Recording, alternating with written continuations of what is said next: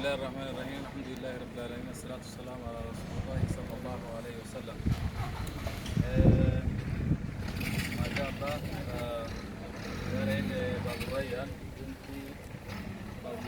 باب الريان بنتي وان كان دلائي ما شاء الله كنو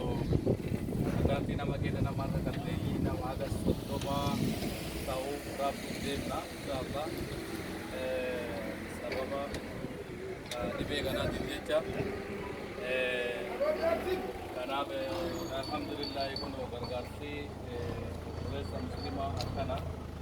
berada badani wang kabanirra adang kodamne agar pun lubun tena jirate insyaallah walin abam bukana jenneti ramadan اللي باجرا رمضان اللي سو يفجر akas mamma اللي بيكنا سو يفجر ولين كنا كنا كاوليانه rakata akka South Africa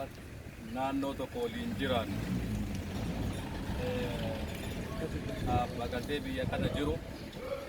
waliin gammachuudhaan soomana kana inshaallah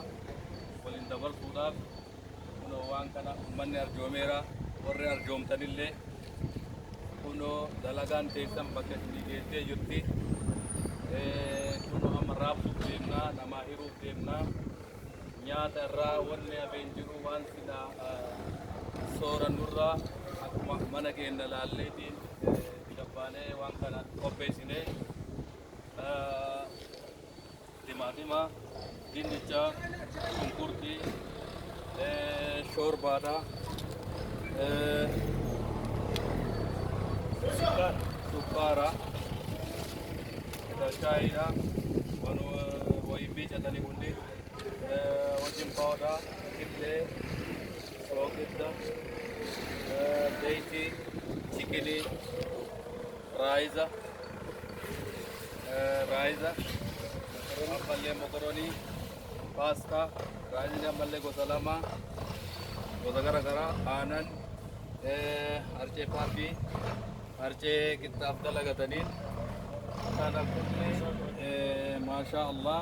walayyaan keessan warri kun dhaabbateetiin haga dhumaatitti bira jiru koominiitii kana akka koominiitiitti kuno nama afurii kaas jiru nama afurii kanaa wajjin shanii tokkollee viidiyoon waraabaaraa isaa wajjin jaha kanaafuu inshaallah akka itti gammaddanii warri waaqeffatanillee akka itti gammaddan warri fudhatanillee akka itti gammaddan maashaa Allah